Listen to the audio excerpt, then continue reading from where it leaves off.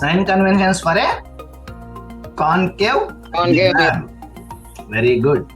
Okay, మనం sign conventions for a concave mirror అన్నప్పుడు concave mirror కు సైన్ కన్వెన్షన్ ఇచ్చేటప్పుడు అసలు ఏ సిచ్యువేషన్ ఉన్నది అక్కడ, అంటే ఆబ్జెక్ట్ పొజిషన్ ఎక్కడ ఉన్నది అనే దాని నుంచి చూసుకోవాలి. మనకు ఆబ్జెక్ట్ పొజిషన్స్ ఎన్ని ఉన్నాయిరా కాన్కేవ్ మిర్రర్ లా?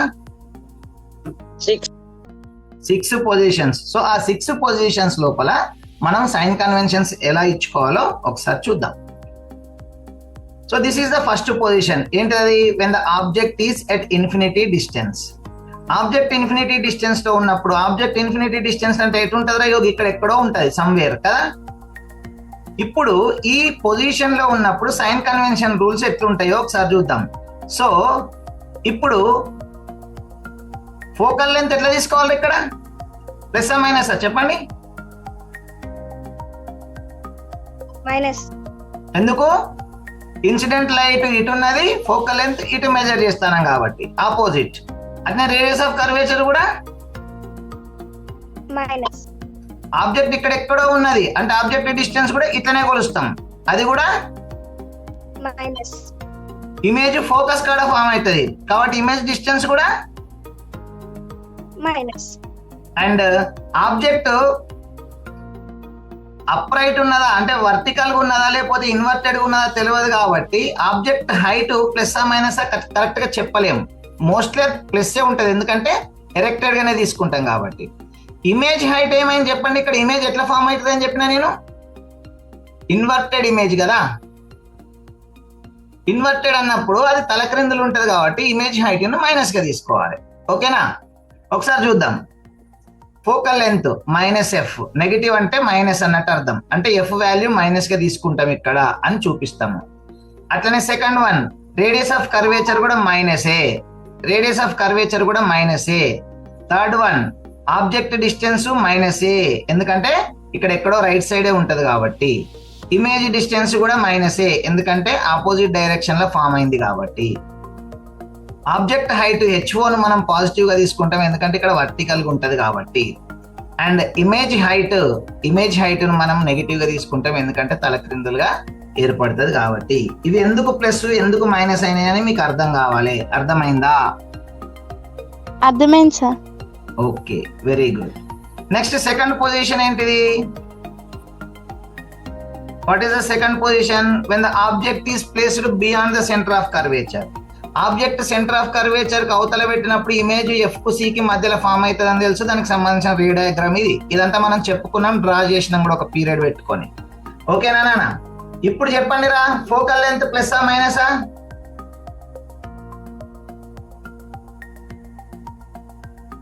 మైనస్. ఓకే, ఎందుకు? ఇన్సిడెంట్ రే ఎటున్నది చూడండి, ఇక్కడ నుంచి వచ్చే ఇన్సిడెంట్ రే ఇది. ఈ డైరెక్షన్ ఇన్సిడెంట్ రే ఉన్నది కానీ ఫోకల్ లెంత్ ఇట్లా కొలుస్తావు కాబట్టి ఫోకల్ లెంత్ ఏంటిది? మైనస్. అట్నే రేడియస్ ఆఫ్ కర్వేచర్ చెప్పండి. మైనస్. నెక్స్ట్ ఆబ్జెక్ట్ డిస్టెన్స్ చెప్పండి. మైనస్. వెరీ గుడ్, ఎందుకంటే ఇన్సిడెంట్ రేక్ ఆపోజిట్ గా కొలవాలి, పి నుంచి కొలవాలి కాబట్టి. అట్లనే ఇమేజ్ డిస్టెన్స్ కూడా చెప్పండి. Minus. Very good, image distance కూడా మైనస్, ఎందుకంటే అన్ని పి నుంచి కొలిచేటప్పుడు ఇన్సిడెంట్ రేక్ ఆపోజిట్ గా ఉంటాయి కాబట్టి. అండ్ ఇప్పుడు ఆబ్జెక్ట్ హైట్ ఎటున్నది? పైకా కిందికా? పైకి కాబట్టి plus. Very good, object height plus HO. And image height ఎటున్నది? కిందికి ఉంది కాబట్టి మైనస్ అన్నప్పుడు minus. So image height is minus HI. అర్థమైందా? అర్థమైంది sir. Okay, very good. Next third position. ఇప్పుడు సి కి అవతల ఉన్న ఆబ్జెక్ట్ ఎక్కడికి వస్తుంది? సి కాడికి వస్తుంది. సి కాడికి వచ్చినప్పుడు ఆ రే డయాగ్రామ్ ఎట్లుంటది? ఇట్లా ఉంటది. ఓకేనా? This is the ray diagram. ఇక్కడ ఆబ్జెక్ట్ ఇక్కడ ఉంది సి దగ్గర, ఇమేజ్ కూడా సి దగ్గరనే ఫామ్ అయింది. Okay right. ఇప్పుడు చెప్పండి, ఇన్సిడెంట్ రే డైరెక్షన్ ఇది. లెఫ్ట్ టు రైట్, సరే right to left incident ray direction. మీకు పోల్ నుంచి లెఫ్ట్ టు రైట్ మెజర్మెంట్స్ తీసుకోవాలి. సో ఫోకల్ లెంత్ ఏంటి చెప్పండి ఇప్పుడు? Minus. Very good. So focal length is minus. Focal length minus కాబట్టి next radius of curvature కూడా అలానే తీసుకుంటాం కాబట్టి అది కూడా ఏంటిది బిడ్డ? Minus. Okay. Next object distance కూడా ఆపోజిట్ డైరెక్షన్ లో తీసుకుంటాను ఇన్సిడెంట్ లైట్ కి, కాబట్టి ఆబ్జెక్ట్ డిస్టెన్స్ కూడా మైనస్. ఇమేజ్ డిస్టెన్స్ కూడా సేమ్ స్టోరీ, ఆపోజిట్ డైరెక్షన్ లో తీసుకుంటాను కాబట్టి అది కూడా మైనస్. అండ్ ఆబ్జెక్ట్ హైట్ పైకా కిందికా చెప్పండి? పైకి. సో ఆబ్జెక్ట్ హైట్ పైకి కాబట్టి అది ఎట్లా తీసుకోవాలి? పాజిటివ్ ప్లస్ హెచ్ఓగా తీసుకోవాలి, రైట్? అలాగే ఇమేజ్ హైట్ హెచ్ఐ కిందికి ఉన్నదా పైకి ఉన్నదా? కిందికి ఉంది సార్. కాబట్టి హెచ్ఐ ఎట్లా తీసుకోవాలి? మైనస్. మైనస్ తీసుకోవాలి. ఇవి సైన్ కన్వెన్షన్స్ థర్డ్ కండిషన్ లోపల. అర్థమైందా? అర్థమైంది sir. Okay. And what is the next position? When the object is placed between center of curvature and focus, that means between C and F. ఓకేనా నాన్న? Okay. So ఈ condition లోపల మళ్ళీ incident ray ఎట్లున్నదో ఒక్కటి చూసుకోండి. ఇన్సిడెంట్ రే డైరెక్షన్ మాత్రం ఒకసారి చూసుకోండి. This is the direction of incident ray. Focal length ఎట్లా కొలుస్తాం చెప్పండి? సేమ్ డైరెక్షన్ ఆపోజిటా? ఆపోజిట్. కాబట్టి ఫోకల్ లెంత్ ఏంటిది? Minus. Very good. Radius of curvature? Minus. Very good. Object distance? Minus. Okay, opposite direction లో ఉన్నది కాబట్టి. ఇమేజ్ డిస్టెన్స్ కూడా ఇన్సిడెంట్ రేక్ ఆపోజిట్ డైరెక్షన్ లో ఉన్నది కాబట్టి ఇమేజ్ డిస్టెన్స్ కూడా మైనస్ తీసుకుంటాము. అర్థమైందా? అర్థమైంది సార్. అండ్ ఆబ్జెక్ట్ హైట్ పైకి ఉన్నది కాబట్టి ప్లస్, ఇమేజ్ హైట్ కిందికి ఉన్నది కాబట్టి మైనస్. ఓకేనా? This is how we can understand the sign conventions for a concave mirror when the object is placed between C and F. And go for the next situation, that is when the object is placed at focus. Object focus దగ్గర పెట్టినప్పుడు ఏం జరుగుతుంది అనేటువంటిది నాన్న. So ఇక్కడ మనకు image ఎక్కడ form అవుతుందో తెలియదు, ఇమేజ్ కండిషన్స్ ఏంటియో తెలియదు, ఇమేజ్ క్యారెక్టర్స్ ఏంటియో తెలియదు. అటువంటి సందర్భం లోపల సైన్ కన్వెన్షన్స్ ఎట్లా వాడాలి మరి దీనికి అనేది ఒకసారి చూసుకుందాం. ఓకే.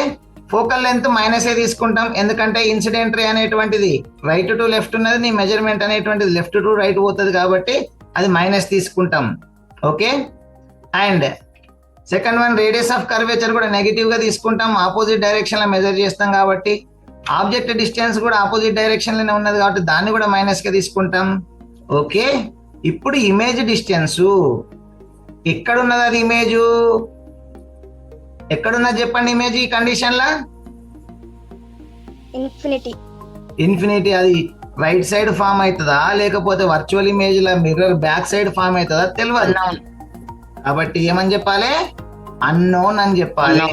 ఇమేజ్ డిస్టెన్స్ అనేటువంటిది అన్నోన్, ప్లస్సా మైనసా తెలియదు.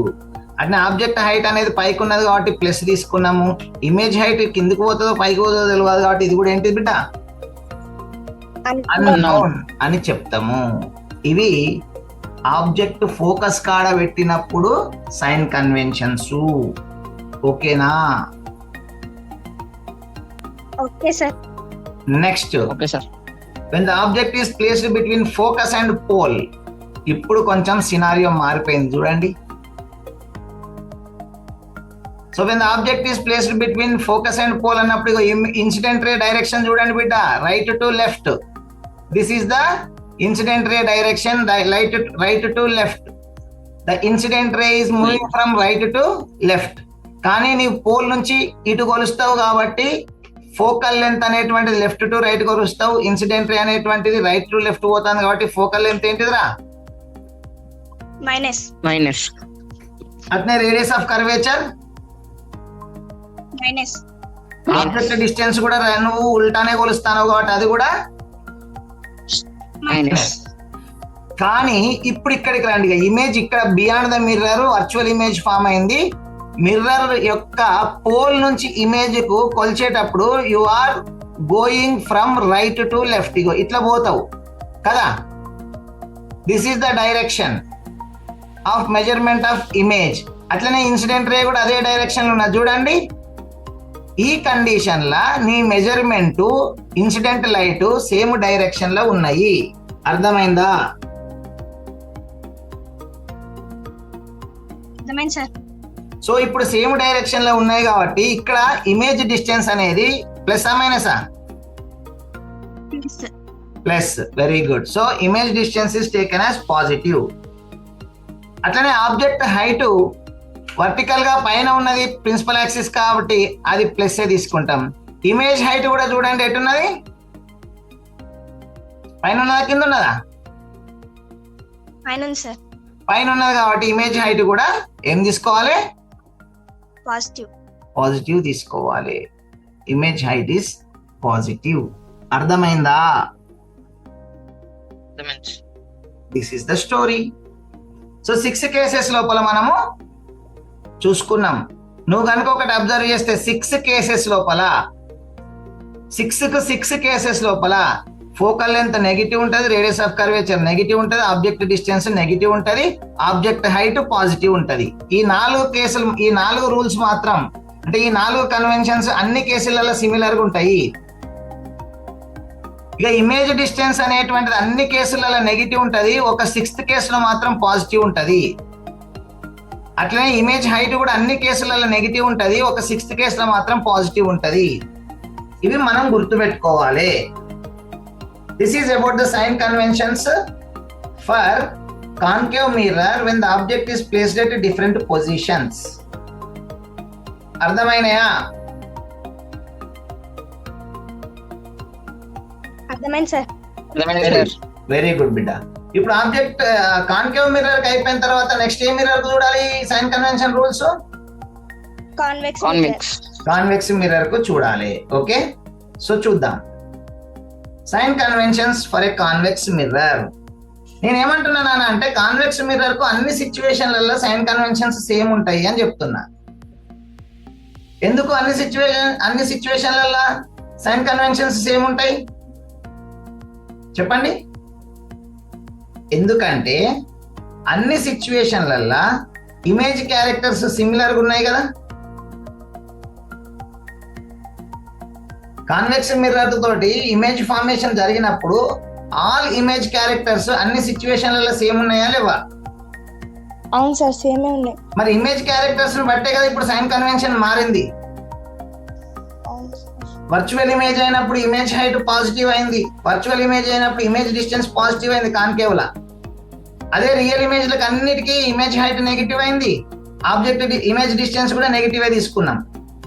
అంటే ఇమేజ్ క్యారెక్టర్స్ ను బట్టి సైన్ కన్వెన్షన్స్ ను మారుతాయని మనం అర్థం చేసుకోవాలి. ఓకేనా?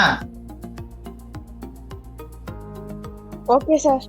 సో ఇప్పుడు ఒక్క సిచ్యువేషన్ కి చెప్తే అన్నిటికీ దాన్ని అప్లై చేసుకోవచ్చా చేసుకోరాదా? చేసుకోవచ్చు సార్. Very good. సో ఒక situation we're going to explain, that is when the object is placed beyond the centre of curvature. ఈ సిచ్యువేషన్ లో కనుక మనం చూసుకుంటే ఇగో ఇన్సిడెంట్ రే ఎట్లున్నదానా, ఇగో ఇలా ఉన్నది, రైట్ టు లెఫ్ట్ ఇన్సిడెంట్ రే పోతుంది. ఇది చూసుకోవాలి, ఒక ఇన్సిడెంట్ రే డైరెక్షన్ చూసుకోవాలి. The direction of incident ray is right to left. Okay, ఇప్పుడు నీ డిస్టెన్స్ నన్ను ఎక్కడి నుంచి కొలవాలి? పోల్ నుండి కొలవాలి. పోల్ నుండి ఫోకస్ కి ఎటు నుంచి ఎడిపోతానవురా? Right to left. Incident ray direction right to left. రెండు సేమ్ ఉన్నాయా ఆపోజిట్ ఉన్నాయా? సేమ్ కాబట్టి ఫోకల్ లెంత్ ఏమైతుందిరా? పాజిటివ్. Very good. అట్నెస్ రేడియస్ ఆఫ్ కర్వేచర్ కూడా ఏమైతుంది? పాజిటివ్. అదే కాన్కేవ్ మిర్రర్ కి ఏమైనా అవి నెగటివ్. ఇది అర్థం చేసుకోవాలి. అండ్ ఆబ్జెక్ట్ డిస్టెన్స్, ఇప్పుడు ఆబ్జెక్ట్ డిస్టెన్స్ మాత్రం ఎట్లా కొలుస్తాం చూడండి, లెఫ్ట్ టు రైట్ కొలుస్తాం. అది ఇన్సిడెంట్ రేక్ ఆపోజిట్ గా ఉన్నది కాబట్టి ఆబ్జెక్ట్ డిస్టెన్స్ ఏం తీసుకుంటాం? నెగిటివ్. మీరు ఒక లాజిక్ అర్థం చేసుకుంటే ఏ సిచ్యువేషన్ అన్నా ఆబ్జెక్ట్ డిస్టెన్స్ మైనసే ఉన్నది కదా. అండ్ ఇమేజ్ డిస్టెన్స్ ఎటున్నది చూడండి, ఇప్పుడు రైట్ టు లెఫ్ట్ ఉన్నది, ఇన్సిడెంట్ రే కూడా రైట్ టు లెఫ్ట్ ఉన్నది. సో ఇవి రెండు సిమిలర్ డైరెక్షన్ కాబట్టి ఇమేజ్ డిస్టెన్స్ పాజిటివ్. ఆబ్జెక్ట్ ఎట్లాగో ప్రిన్సిపల్ యాక్సిస్ కు పైకే ఉన్నది కాబట్టి పాజిటివ్, ఇమేజ్ కూడా వర్చువల్ ఇమేజ్ ఎరెక్టెడ్ గానే ఉంటుంది కాబట్టి ఇమేజ్ కూడా పైకే ఉన్నది. సో ఇమేజ్ హైట్ కూడా ఎట్లా తీసుకుంటాం నాన్న? పాజిటివ్. పాజిటివ్ తీసుకుంటాం. సో ఇవన్నీ సైన్ కన్వెన్షన్ రూల్స్ అన్నట్టు నాన్న. ఈ సైన్ కన్వెన్షన్ రూల్స్ అన్నిటిని మనం మైండ్ లో పెట్టుకోవాలి. వీటితోటి మనకి ఏమి అవసరం అయితే నాన్న అంటే ఇమేజ్ క్యారెక్టర్స్ ని అర్థం చేసుకోవడం కోసము, తర్వాత మ్యాగ్నిఫికేషన్ ను ఐడెంటిఫై చేయడం కోసము ఈ సైన్ కన్వెన్షన్ రూల్స్ ఇంపార్టెంట్. అట్లనే మిర్రర్ ఫార్ములా రిలేటెడ్ గా ఉన్నటువంటి ప్రాబ్లమ్స్ ను చేసేటప్పుడు కూడా మనకు సైన్ కన్వెన్షన్స్ అనేటువంటివి తప్పకుండా ఉపయోగించాలి. వాటి వాల్యూస్ ను మనం వాడాలి. వాడేటప్పుడు వాటికి గుర్తులను కేటాయించాలి. గుర్తులను కేటాయించాలంటే ఇప్పటిదాకా చెప్పుకున్నటువంటి సైన్ కన్వెన్షన్ రూల్స్ అనేటువంటివి కంపల్సరిగా ఫాలో కావాలి. ఓకేనా? ఓకే బిడ్డ. Okay sir.